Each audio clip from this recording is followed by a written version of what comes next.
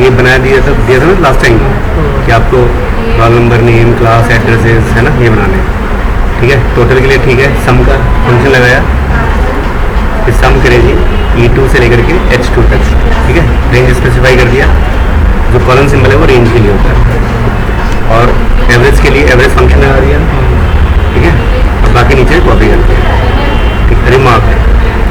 अभी जो रिमार्क का रूल लगाएंगे हम कि जिसके एवरेज मार्क्स 50 से ग्रेटर हैं, ठीक है, उनको पास कर दें, और बाकी मतलब 50 से ग्रेटर उनको पास कर दें और बाकी फेल हो जाए।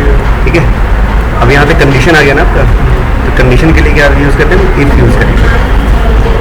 ठीक है, इफ़ यहाँ पे लॉजिकल टेस्ट आएगा, मतलब condition average is greater than equals to 50। हमें 50 भी लेना है पास के लिए, तो इक्वल नहीं लगाएंगे, इक्वल से फिर कॉमा। ठीक है, और ये वैल्यू इफ ट्रू, अगर ट्रू है तो क्या करेंगे, पास। ठीक है, और नहीं है वैल्यू इफ फॉल्स। पास पे नोटेड में भी लिखा हुआ है क्योंकि मैसेज है इसलिए। ठीक है, जो मैसेजेस होते हैं ना आपके टेक्स्ट वगैरह, वो सब डबल कोट्स में लिखा है। हो गया, और फिर ऐसी अगर लास्ट का ब्रैकेट आप छोड़ भी देंगे कोई फर्क नहीं पड़ेगा, वो अपने आप ही लगा देते हैं छोटी मिस्टेक से। ठीक है, हो गया, ओके का क्लियर। मतलब वही सिंपल इफ लगाया है ना, टेस्ट कंडीशन है, clear. Greater than relative use करना है, क्योंकि नीचे तक ड्रैग करेंगे तो J2 या J3 J4 होना चाहिए। ठीक है, इक्वल्स टू 50, और ऐसा हो तो पास कर दे। ठीक है, नहीं तो फेल कर दे एल्स में। ठीक है,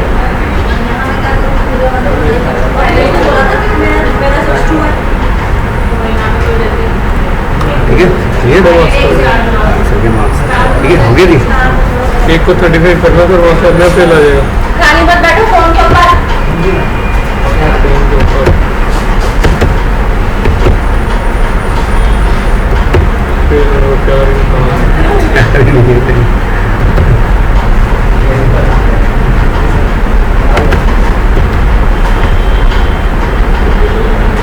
ठीक है,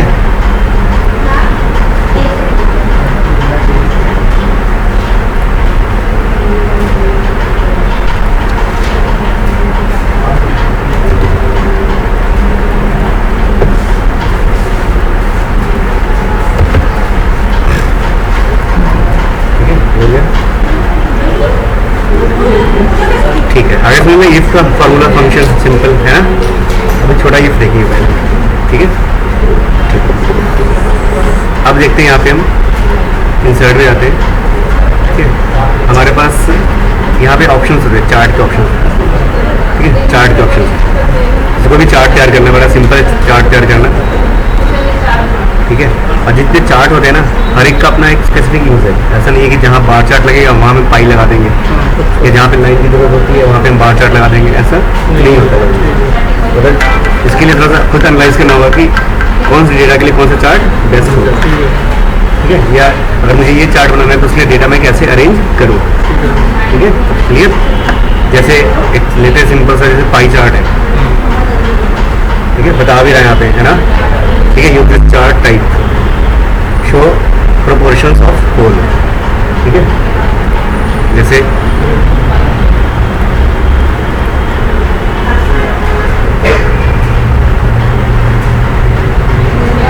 मान लो कोई भी लिया मैंने, ठीक है, सेल्स है,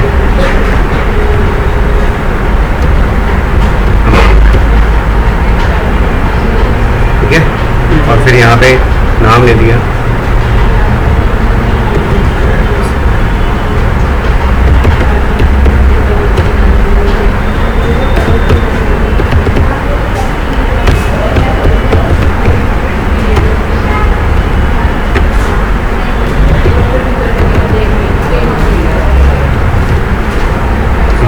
ये आ गया। बस सेलेक्ट कीजिए। ठीक है, मतलब ये क्या हो गया, एक होल सेल्स अमाउंट हो जाएगा, उसमें सबकी डिस्ट्रीब्यूशन ठीक है ना, बिल्कुल सबकी डिस्ट्रीब्यूशन आ जाएगी अपने आप। सेलेक्ट किया, बड़ा सिंपल सा है, ये बन गया चार्ट।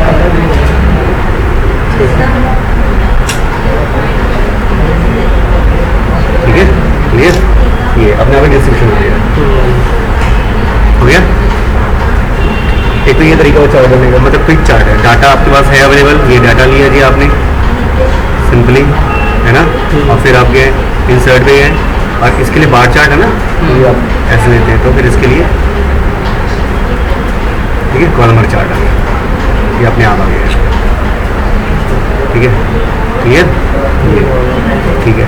लेकिन अगर ये क्विक चार्ट ये तभी ठीक है जब आपके पास एक पहले से डाटा सुलझा हुआ है, क्लियर डेटा है, जैसे ये डेटा क्लियर है, पर ये डेटा अनक्लियर है, पूरा क्लियर है ही नहीं यहाँ पे। क्यों? क्योंकि यहाँ तो क्लासेस भी हैं, पीतमपुरा भी है। अगर हम डेटा ऐसे बनाते हैं सिंपली,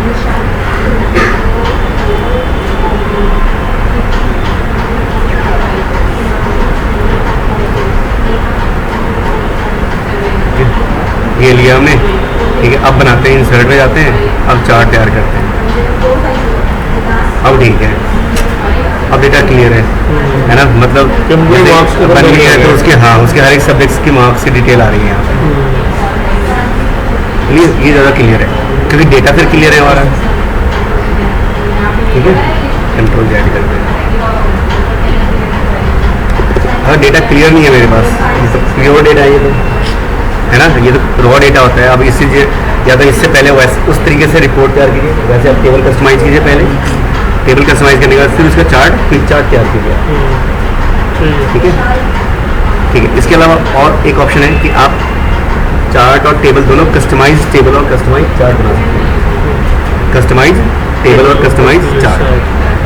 ठीक है, अब ये कैसे बनेगा? ठीक है, ये जो पाइवट टेबल बनता है ये कस्टमाइज टेबल है। जब हम पाइवट चार्ट बनाएंगे तो ये कस्टमाइज चार्ट है।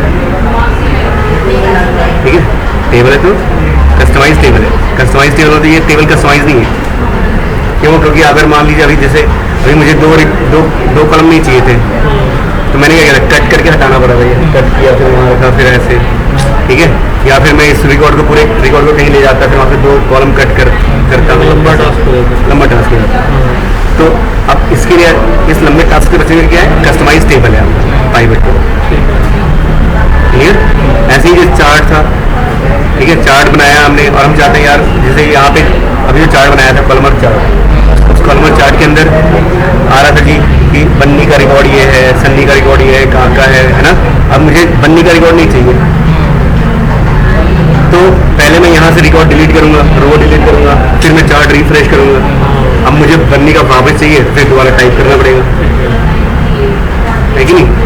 ठीक है, लेकिन जो कस्टमाइज चार्ट है उसमें आप बस क्लिक कीजिए, बन्नी का रिकॉर्ड नहीं चाहिए, क्लिक करते ही वो हट जाएगा। फिर जब आप वापस क्लिक करेंगे वो आ जाएगा। ठीक है, अब देखते हैं कैसे होता है।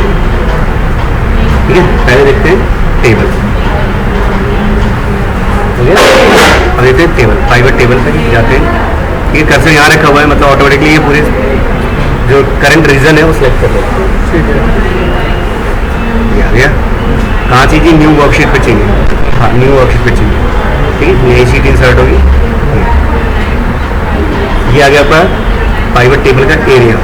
ठीक है, प्राइवेट टेबल का एरिया आ गया। क्लियर? अब इस एरिया में आप जाते हैं और इस एरिया में जो डेटा डालेंगे आप, डेटा यहाँ पे डालेंगे। ये प्राइवेट फील्ड है ना, टेबल फील्ड से, प्राइवेट टेबल फील्ड से यहाँ से रिकॉर्ड डालेंगे। ठीक है, रिकॉर्ड डालने के लिए पोजीशन भी गिवन है कि कॉलम में अगर कॉलम में रिकॉर्ड चाहिए तो अगर रिकॉर्ड आपको मतलब कॉलम से जनरल करना है या रोज रो से लिखना है। मतलब अगर डेटा आपको कॉलम में बनाने हैं तो कॉलम है, रो में चाहिए तो रो में है। ठीक है, मतलब ऐसा होता है रिकॉर्ड हमारा वर्टिकल और हॉरिजॉन्टल। ऐसे जनरली जो रिकॉर्ड्स हम बनाते हैं वो सारे वर्टिकल ही होते हैं। जैसे ये रिकॉर्ड खुद वर्टिकल है। कॉलम में तब होता है जब ये बन्नी सन्नी ऊपर आता है, क्लासिफिकेशन के ऊपर आ जाएंगे। तो ये बाई चांस हो गया कि उसको हाँ। चेंज करना है, तो वो राउंड से चेंज होगा। ट्रांसपोज होते हैं, ऑप्शन देखेंगे। ठीक है, तो ठीक है, अभी तो हमारे पास डेटा वर्टिकल है, तो ज़्यादातर जो रिकॉर्ड जो रीडेबल रिकॉर्ड होगा वो रो में डालने के बाद। ठीक है, अब जैसे हम चाहते हैं कि जो नई टेबल बने उसमें नेम हो, इंग्लिश, हिंदी, मैथ, साइंस हो बस। ठीक है, अब वही करते हैं। नेम लेते हैं, ठीक है, फिर इंग्लिश लेते हैं, फिर हिंदी लेते हैं, ठीक है, फिर मैथ लेते हैं, ठीक है, और फिर मैथ आया, ठीक है, मैथ ले लिया और फिर साइंस ले लिया। ठीक है, ये आ गया, ठीक है। पर ये रिकॉर्ड जो अभी आ रहा है वो ऐसे आ रहा है, ठीक है, ये भी थोड़ा सा है पर ज़्यादा। जो हमारे नॉर्मल डेटा के लिए क्या चाहिए, हमें तो टेबल्स के फॉर्म में चाहिए, टेबुलर फॉर्म में चाहिए, पर ये टेबुलर फॉर्म में तो नहीं है। ये तो ये है कि वो लैप्स और मतलब रीड और राइट करने के लिए डेटा आपके पास प्रॉपर तरीके से आप देख सकते हैं, है ना। ये बन्नी का रिकॉर्ड है ना, ऐसे क्लियर। ठीक है, तो हम चाहते हैं रिकॉर्ड कॉलमर में है, किसमें है, टेबुलर फॉर्म में। टेबल के लिए क्या करेंगे, जैसे यहाँ जाते हैं ये, ठीक है, नेम पे पहले क्लिक करते हैं, मतलब अगली फील्ड आपकी नेक्स्ट टेबल के फॉर्म में है, उससे पहले वाली फील्ड के ऊपर सेटिंग कर लेंगे। ठीक है, जैसे मैं चाहता हूँ कि जो, ठीक है, नेम के बाद इंग्लिश है ना, ये नेम है और ये इंग्लिश है। हम कहते हैं नेम जो इंग्लिश है ना वो नेक्स्ट कॉलम में है, ठीक है, नेक्स्ट कॉलम में है, तो सेटिंग करनी पड़ेगी नेम के ऊपर। सेटिंग क्या करेंगे, नेम के ऊपर करेंगे, ठीक है। ये इंग्लिश के ऊपर नहीं करेंगे ताकि वो इंग्लिश नहीं, नेम नेम के ऊपर। अब देखते कैसे, ठीक है, यहाँ पे क्लिक करते हैं, फील्ड सेटिंग है नेम पे, है ना, नेम पे करेंगे, ठीक है। कोई फंक्शन लगाने नहीं करने जी, डन कर दिया। सब टोटल कोई फिल्टर नहीं, कोई फंक्शन नहीं लगाने। लेआउट कैसे चाहिए जी, टेबुलर फॉर्म में चाहिए, है ना, इंग्लिश नेक्स्ट कॉलम में, ठीक है। अब मुझे मैं चाहता हूँ कि इंग्लिश के बाद क्या था जी आपका, हिंदी है, तो हिंदी इंग्लिश में जाएंगे। मतलब प्रीवियस को टेबल फॉर्म में किया तो अपने आप मतलब ये टेबल में बनेगा तो दूसरे नेक्स्ट कॉलम में जाएगा। ठीक है, तो ये है, मतलब हम नेम को टेबल में बना रहे हैं।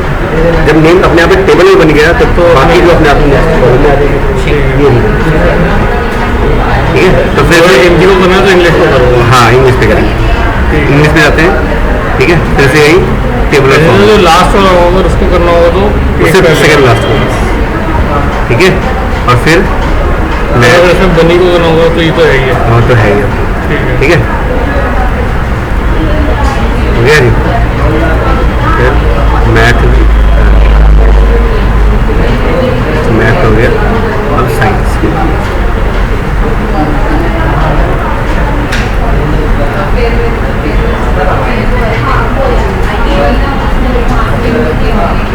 हिंदी नहीं हुआ ना, हाँ हिंदी नहीं हुआ।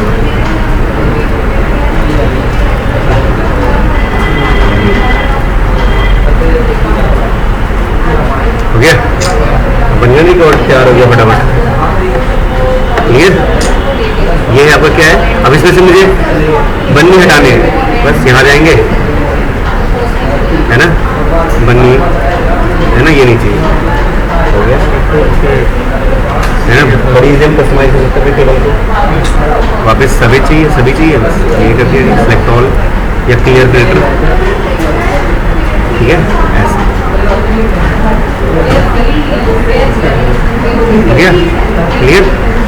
अब मैं चाहता हूँ कि अब मेरे पास जैसे यहाँ पे क्या है, ठीक है, मैं चाहता हूँ जो टेबल बने ना, टेबल में सिर्फ क्लास 8 है बस, जो टेबल है मुझे मतलब रिपोर्ट दे रहे हैं क्लास 8 से, ठीक है। अब यहाँ पे क्लास जो क्लास वाला कॉलम है वो तो ग्रुप है ना, उसमें ग्रुप बन रहा है, इसमें तो ग्रुप बन रहा है तो क्या करेंगे हम, यहाँ पे एक फिल्टर ऑप्शन है, ठीक है, हम क्या लेंगे, इस क्लास को डालेंगे फिल्टर ऑप्शन में, आ गया ऊपर। कौन सा चाहिए जी, मुझे चाहिए सिर्फ 8th क्लास, ठीक है, मुझे चाहिए, ठीक है, सिलेक्ट मल्टीपल चाहिए मुझे, है ना, अब सिर्फ यही 3 क्लास तो इधर कितने भी लगा सकते हैं, कितने सारे चाहिए वापस, मतलब इतना, है ना, मतलब ऐसे जो कस्टमाइजेशन है वो नॉर्मल टेबल के अंदर नहीं हो पाती है, इसलिए मैक्सिमम इसी को यूज़ करते हैं रिपोर्टिंग के लिए, फटाफट किसी भी तरह का रिपोर्ट, ठीक है। एक और देखते हैं पाइवेट टेबल में एक और रिपोर्ट तैयार करते हैं थोड़ा सा, ठीक है। उस रिपोर्ट में क्या होगा, उस रिपोर्ट में होगा कि क्लास वाइज डेटा होगा कि पर क्लास कितने स्टूडेंट हैं, ठीक है, पर क्लास कितने स्टूडेंट हैं, ठीक है। पाइवेट टेबल से दूसरा डेटा ये था हमारा सिंपल पाइवेट, है ना।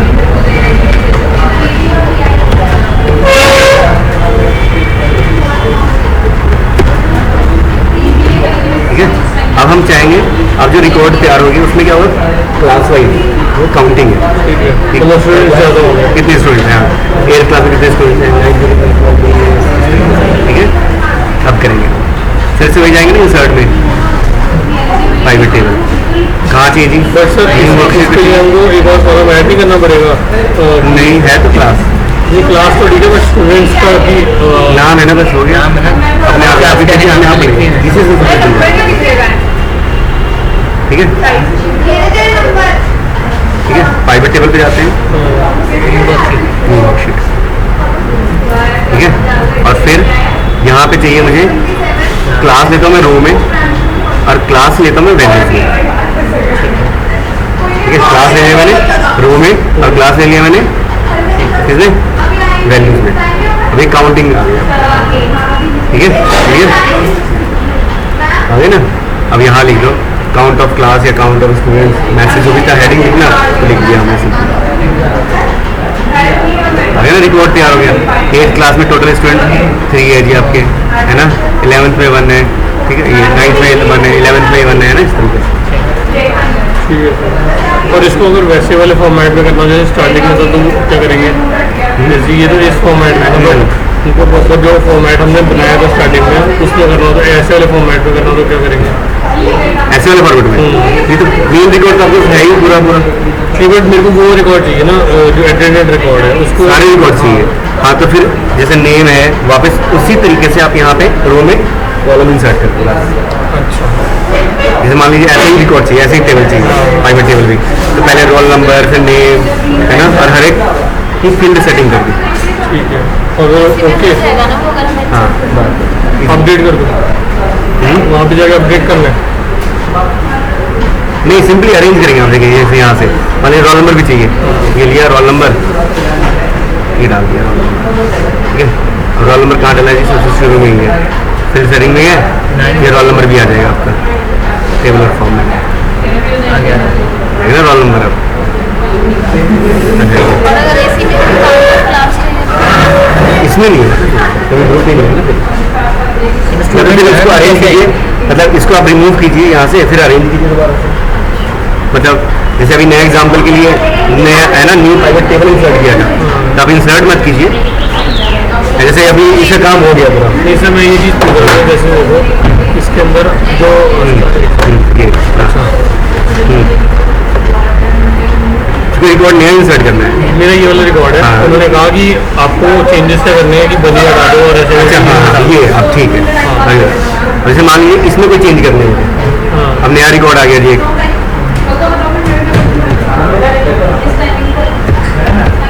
जितने भी चेंजेस करने हैं हमको प्राइवेट से करने हैं, तो ये चलो यहाँ चेंजेस करेंगे, वहाँ का वहाँ हो जाएगा। यहाँ से चेंज करेंगे, अपने आप ही अपडेट हो जाएगा, ठीक है।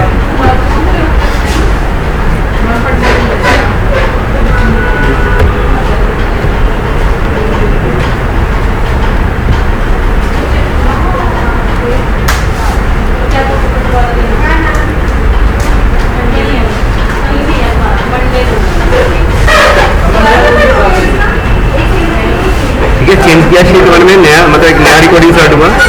अब यहाँ जाते हैं, ठीक है, यहाँ पे ऑप्शन आएगा, ठीक है, एनालाइज में जाके रिफ्रेश डेटा सोर्स है ना, ये इसमें शॉर्टकट कीज है ऑल्ट F5 है, ठीक है। तो अपने आप करना पड़ेगा। अच्छा ठीक है, इसमें नहीं आया क्यों, क्योंकि जो रेंज सेलेक्ट किया था वो यहाँ से यहाँ तक का था, है ना, या तो बीच में इंसर्ट करते, ठीक है। तो हम क्या करेंगे, अब यहाँ पे जाएंगे, ठीक है। अपडेट तो है ही आपका, जैसे मान लीजिए कोई जैसे बन्नी का भी चेंज कर देंगे नाम, ठीक है, जैसे इसका नाम चेंज करते आई लगा दिया, ठीक है, क्लियर। और फिर यहाँ जाते हैं, फिर रिफ्रेश करते हैं, देखिए अब नाम में आई आ जाएगा, ठीक है। हाँ क्योंकि नया रो इंसर्ट हुआ था तो रेंज में रेंज चेंज करनी होती है ना, रेंज, ठीक है, ये रेंज चेंज करेंगे। अब आएगा। ठीक है, अगर हमने यहाँ पूरी पूरी शीट ली होती तब कोई दिक्कत हो, एक इंसर्ट कीजिए, ठीक है। ये क्या होगा, पाइवट टेबल हो गया, ठीक है, क्लियर। तो सर मैं अभी पता क्या कह रहा था हाँ।